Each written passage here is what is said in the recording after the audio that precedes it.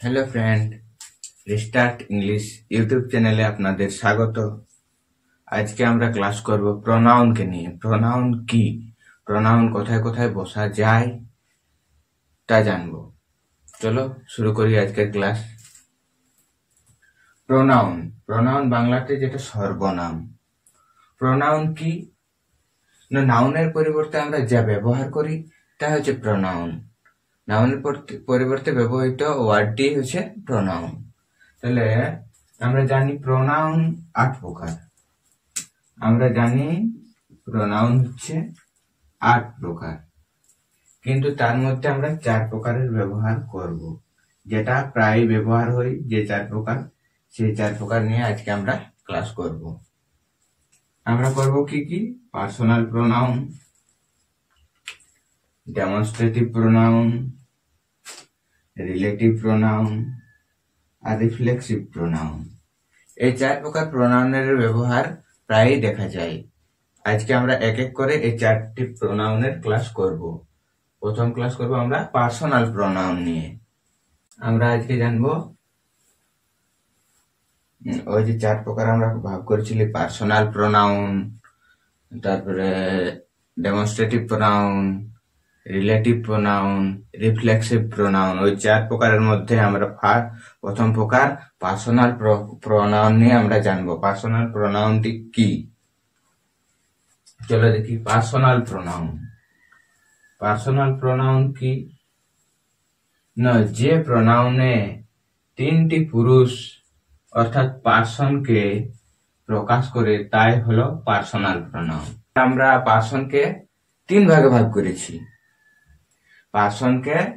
পার্সনের 3টি রূপ আছে। সেই 3টি রূপ কি কি না, first person, second person, third person. First person, second person আর থার্ড পার্সন। এবার আমরা ফার্স্ট পার্সনকে 2 ভাগে ভাগ করেছি, সিঙ্গুলার আর প্লুরাল। তেমন ভাবে সেকেন্ড পার্সনকে 2 ভাগ করেছি, সিঙ্গুলার আর প্লুরাল। আর থার্ড পার্সনকে 2 ভাগ করেছি, সিঙ্গুলার আর প্লুরাল। এখানে আমরা ফার্স্ট পার্সনে কি কি জানি? ফার্স্ট পার্সন কি কি না, আই হচ্ছে ফার্স্ট পার্সন, মি হচ্ছে ফার্স্ট পার্সন, মাই হচ্ছে ফার্স্ট পার্সন, মাইন হচ্ছে ফার্স্ট পার্সন। এটা ফার্স্ট পার্সনের সিঙ্গুলার নাম্বার। আবার ফার্স্ট পার্সনের প্লুরাল নম্বর কি কি? We, us, our, ours. এগুলা হচ্ছে ফার্স্ট পার্সনের প্লুরাল নাম্বার। তেমনি আমরা সেকেন্ড পার্সন জানবো। সেকেন্ড পার্সন কি আছে? You, your, yours. এদের প্লুরালও সেম, প্লুরালের কোনো পরিবর্তন হয় না। সিঙ্গুলারে যা, প্লুরালও তাই। You, you, your, your, yours, yours. এবার আমরা জানবো third person. Third person singular আর প্লুরাল হই। থার্ড পার্সন যেমন he, third person, his, third person, him, third person, she, third person, her, third person, it, third person, its, third person. এগুলো হচ্ছে third person কিন্তু singular number. এবার third person plural number কি কি আছে? দে আছে, them আছে, দেয়ার আছে আর দেয়ার্স আছে। তাহলে আমরা কি জানলি? পার্সোনাল প্রোনাউন, যে প্রোনাউনের 3টি পুরুষকে বোঝায় সেটা হচ্ছে পার্সোনাল প্রোনাউন। এবার 3টে পুরুষকে আবার 3টি রূপে ভাগ, পার্সোনাল প্রোনাউনকে আবার 3টি রূপে ভাগ করা হয়েছে, first person, second person, third person. এবার ফার্স্ট পার্সনেরও কি কি রয়েছে? সিঙ্গুলার আর প্লুরাল আছে। সেকেন্ড পার্সনেরও সিঙ্গুলার প্লুরাল আছে আর থার্ড পার্সনেরও সিঙ্গুলার প্লুরাল আছে। ফার্স্ট পার্সনে আই থাকলে আমরা ওর প্লুরাল উই করব, মি, মাই, মাইন। এগুলো হচ্ছে পার্সনের সিঙ্গুলার ফর্ম। এবার পার্সনের ফার্স্ট পার্সনের প্লুরাল ফর্ম কি না, we, us, our, ours. Second পার্সনের সিঙ্গুলার ফর্ম কি? You, your, yours. এবং ওর প্লুরাল ফর্ম সেম, কোনো পরিবর্তন হবে না, ইউ, ইয়োর, ইয়োর্স। থার্ড পার্সনের সিঙ্গুলার নম্বর কি আছে? He, his, him, she, her, it, its. এবং ওদের প্লুরাল নম্বর কি আছে? They, them, their, theirs. তো আমরা কোথায় দিস বসাবো, কোথায় দ্যাট বসাবো, কোথায় দিস বসাবো, কোথায় দোজ বসাবো চলো আজকে আমরা জানি। তাহলে ডেমনস্ট্রেটিভ প্রোনাউন। ডেমনস্ট্রেটিভ প্রোনাউনটা কি?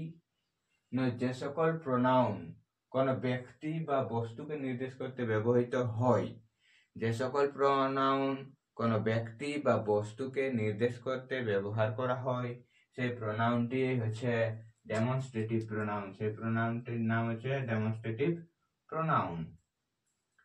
ডেমনস্ট্রেটিভ প্রোনাউন চারটি আছে, চারটি ডেমনস্ট্রেটিভ প্রোনাউন আছে। দিস, দ্যাট এগুলো হচ্ছে সিঙ্গুলার, দিস আর দোজ এগুলো হচ্ছে প্লুরাল। একটা জিনিস, দিস আর দ্যাট, দিস আর দ্যাট প্রোনাউনটির পরে আমরা প্রেজেন্ট টেন্সে ইজ ভার্ব ব্যবহার করব, পাস্ট টেন্সে ওয়াজ ভার্ব ব্যবহার করব এবং ফিউচার টেন্সে আমরা উইল বি ব্যবহার করব। ঠিক তেমনি দিজ আর দোজের ক্ষেত্রে আমরা প্রেজেন্ট টেন্সে আর ব্যবহার করব, পাস্ট টেন্সে ওয়েল ব্যবহার করব এবং ফিউচার টেন্সে উইল বি ব্যবহার করব। চলো আজকে আমরা জানি দিস প্রোনাউনটি কোথায় কোথায় বসে। দিস প্রোনাউনটি না, দিসের ব্যবহার পাশে এখানে হাত একটা আঁকা হয়েছে, হাতের পাশে আছে বলটা, তাহলে পাশে আছে, পাশে থাকা বোঝাচ্ছে। তাহলে পাশে থাকা যখন বুঝাবে তখন আমরা কি প্রোনাউন ব্যবহার করব? দিস প্রোনাউনটির ব্যবহার করব। তাহলে হবে কি, দিস ইজ মাই বল। যেমন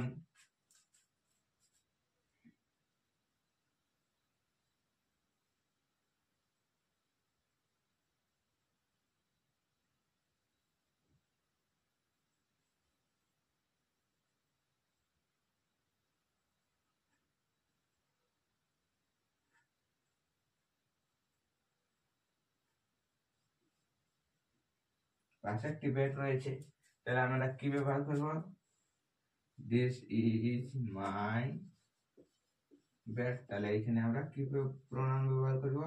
দিস প্রোনাউনটি, দিস ইজ মাই ব্যাট।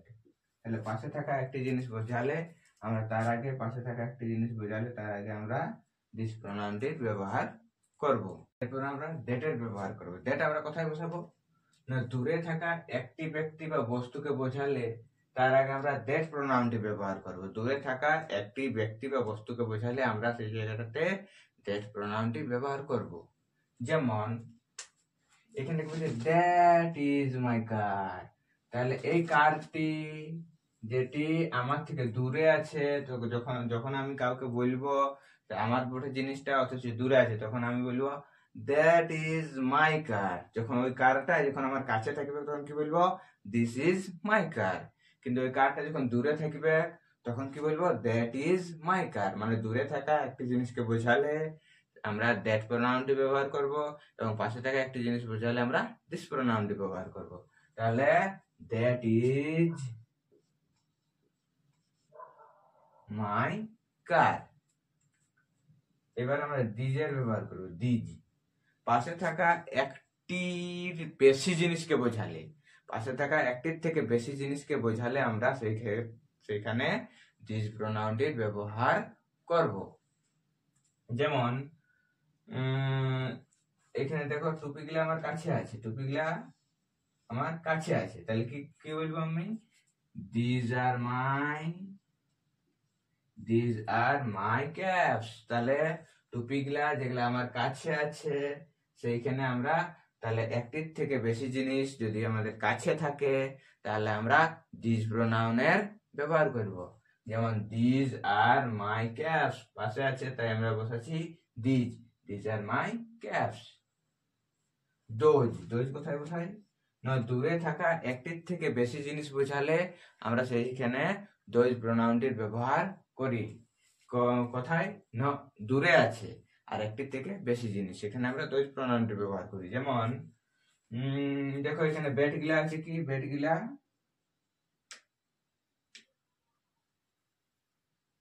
তাহলে একটা ব্যাট, দুটা ব্যাট, তিনটা ব্যাট আছে এখানে।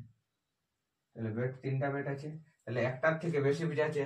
তাহলে একটার থেকে বেশি বোঝালে আমরা একটার থেকে বেশি কিন্তু দূরে থাকা বোঝালে সেখানে আমরা দোজ ব্যবহার করি। যেমন দোজ আর দেয়ার ব্যাট।